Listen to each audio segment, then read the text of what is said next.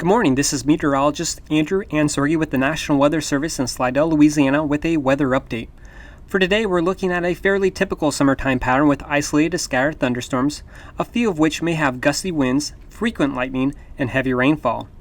It will be hot and humid with the heat index, or what it feels like, ranging from around 100 to 105. And on this last day of July, we are also monitoring two tropical waves. So let's talk about the tropics first. The first area of interest, which is shaded red on this map, is a tropical wave that is near the Lesser Antilles and is moving quickly to the west. This fast speed will make it difficult for this wave to develop much over the next day or two.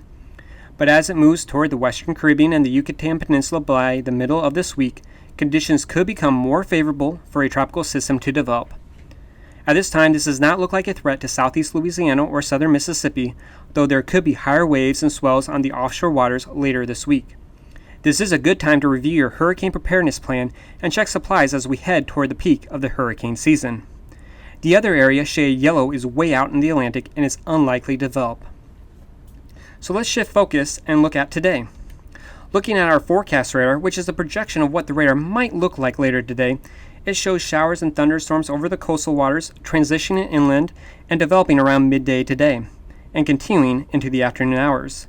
A few of the stronger storms could have gusty winds of 30 to 40 miles per hour, frequent lightning, and brief heavy rainfall, with a few places receiving perhaps 1 to 2 inches. As we get into the evening hours, the storms will begin to dissipate. As far as high temperatures today, they will mainly be in the low to middle 90s across southeast Louisiana and southern Mississippi. But as we factor in the humidity, the temperatures will feel even hotter, with heat index values ranging from around 100 to 105. So make sure you take frequent breaks if you're outdoors today. So to summarize the impacts, our typical summertime hot and humid weather will persist.